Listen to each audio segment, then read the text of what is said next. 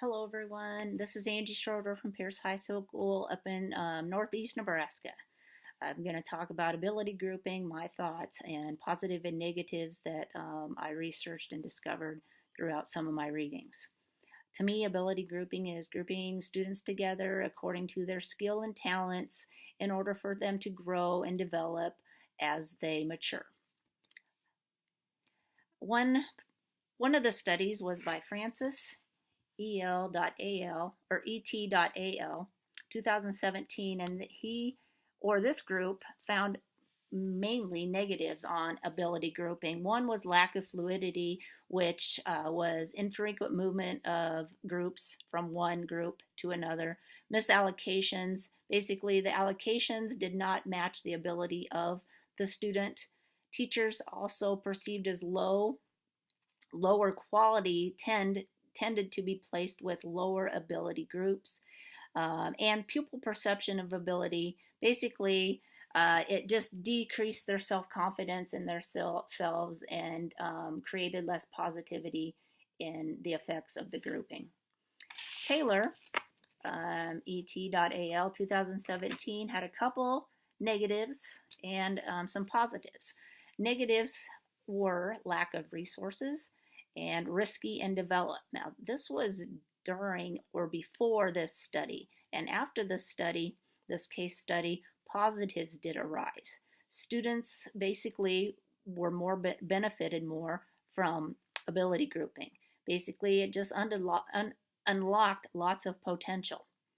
It improved their teaching, shared resources amongst others or each other, so they could collaborate on what worked and how maybe I can tweak this or that. Confidence in mixed attainment teaching. They liked the mixed attainment teaching, mixing the lower ability possibly with the higher ability students in order to create a mentor or a leader in those groups. And basically they had a lot more teamwork. So they were working together a lot more. The last one, Park and Datnaw, 2017, had only positives. They had thoughts on differentiated instruction and ability grouping. One, more group fluidity, mixed ability grouping, of a diversity of students with varied abilities and social cultural background, mixed grouping, high performing students with lower performing students, I said that before, and specific subject area groups. As a physical educator, I utilize mixed attainment grouping quite a bit and ability grouping because there is a lot of group fluidity I have noticed. And this is a lot of time, and I do use it a little bit in my health classes, but more in the gym as a physical educator or outside. I like mixed attainment because it generates leaders like mentors. It promotes positivity, engagement for all, encouragement for each other, peer teaching, peer tutoring, self-discipline to press on, have that grit mentality. Successes it creates in bits and sometimes bunches. It develops a person's improvement in self-esteem, self-image, and creates new friendships and respect for each member of the group. If I were an administrator, I would want to research the benefits and how valuable the characteristics of ability grouping can be. Gather data as far as pros and cons. Have a development day, PLC development day, professional learning community day, development day, so we can discuss what was learned at the conference and how it can be successful. Bring in speakers to address the valuable benefits and what it will have on your classes.